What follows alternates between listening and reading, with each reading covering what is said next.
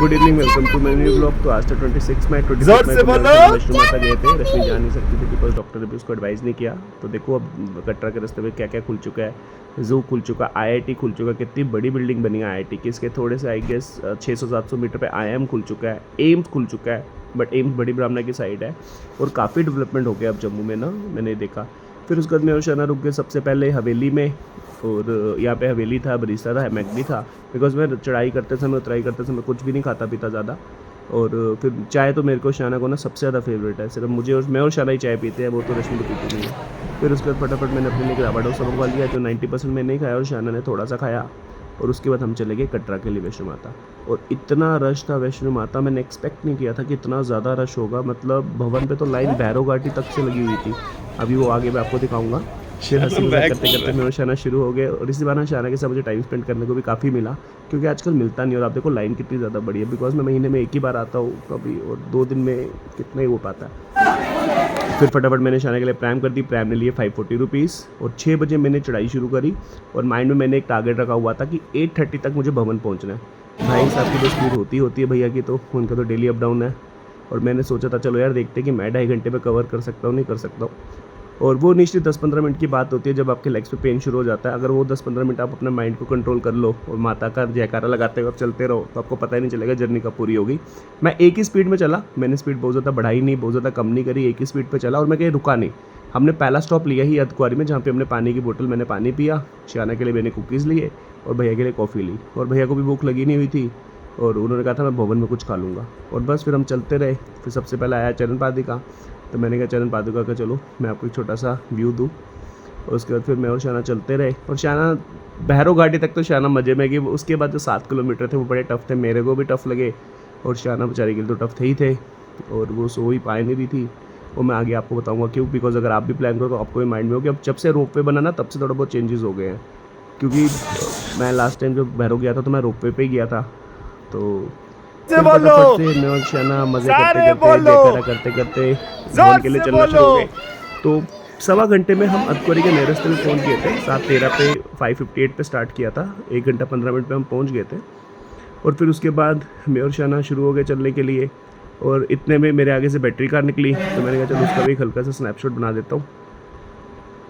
और नया रास्ता में एक सबसे अच्छी चीज़ क्या है कि वहाँ पे ना घोड़े नहीं आते, तो थोड़ा सा इजी रहता है। बिकॉज वो घोड़े को ना लगने का बड़ा डर होता है। 2-3 बार मेरे भी हाथ पे लग गए, बिकॉज वो कंट्रोल हो ही नहीं सकते, इतना रश होता है ना। वो भी अपनी एक स्पीड पे चलते हैं। तो वो जो बैटरी कार जाने, अगर आपने कोई बैटरी कार की बुकिंग करानी, सब ऑनलाइन बुकिंग्स होती है आजकल, ऑफलाइन बड़ा कम हो चुका है। और मैंने 8:30 का टारगेट रखा हुआ था, और अप्रॉक्सीमेटली 8:35 तक हम भवन पहुँच गए थे। तो 8:35 8:32 तक, तो 2.5 घंटे ही लगे मुझे। जो मैंने सोचा, देखो माता का भवन कितना सुंदर लग रहा था रात को। और उसके बाद बस फिर जो दर्शन करके आई गेस 10:15 तक मैं फ्री हो गया था। लेकिन नॉर्मल लाइन इतनी बड़ी लगी हुई थी ना, मैं आपको बता नहीं सकता। मतलब ये देखो, ये तो चेकिंग पॉइंट आया जब आप भवन पे एंट्री करते हो।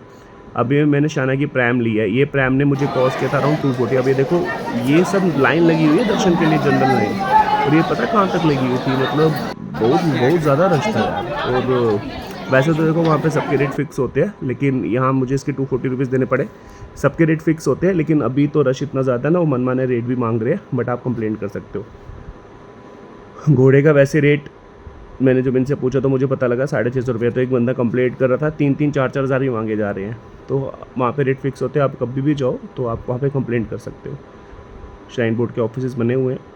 और फिर भैरव घाटी पहुँच के मैंने फटाफट से प्रसाद लिया। भैरव घाटी की चढ़ाई थोड़ी ज़्यादा मुश्किल है, क्योंकि वो है तो 1.5-2 किलोमीटर ही, लेकिन काफ़ी खड़ी चढ़ाई है। फिर उसके बाद अब दिक्कत क्या आती कि ये जो प्रैम वाले भैया थे ये भैरव घाटी तक ही थे, और ये कहते हैं हम आगे नहीं जाएंगे। और किसने मुझे बोला कि छांची सत से प्रैम मिल जाएगी, छांची आता 2 किलोमीटर।